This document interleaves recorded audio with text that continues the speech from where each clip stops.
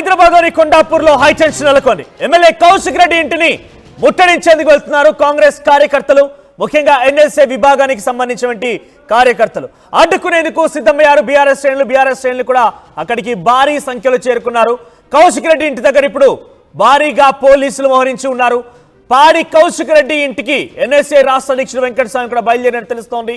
CM Revanth Reddy పైన MLA Kaushik Reddy మాట్లాడిన అనుచిత వ్యాఖ్యల నేపథ్యంలోనే ఈ నిరసనకు పిలుపునిచ్చినట్టు తెలుస్తోంది.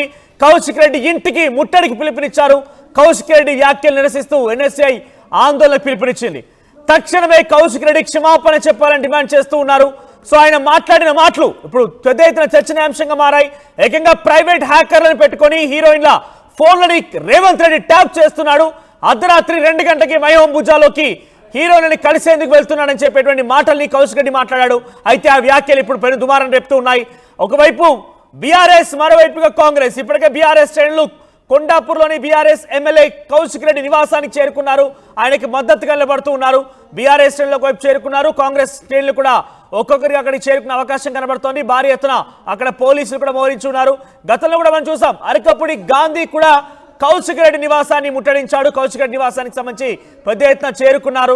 కౌశిక్ రెడ్డి నివాసం దగ్గర ఒక హైటెన్షన్ నెలకొంది. తాజాగా ఇప్పుడు కాంగ్రెస్ మరోసారి వెళ్తున్న నేపథ్యంలో కౌశిక్ రెడ్డి వ్యాఖ్యల నిరసన నేపథ్యంలోనే ఆయన ఇంటి ముట్టడికి కార్యక్రమాన్ని పిలుపునిచ్చారు. సో ప్రస్తుతం ఇది హాట్ టాపిక్ గా మారింది. సో ఒకసారి కౌశిక్ రెడ్డి ఏం మాట్లాడాడో చూద్దాం. ఇలా మిస్ వరల్డ్ వచ్చిన వాళ్ళందరూ కూడా హ్యాకింగ్ చేసినావు, హీరోయిన్ల ఫోన్లు హ్యాకింగ్ చేస్తున్నావు.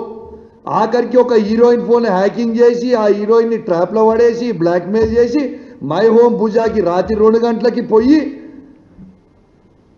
యా హీరోయిన్తో ఏం చేసినావు నీకే తెలియాలి, ఇక మాకైతే తెలియదు.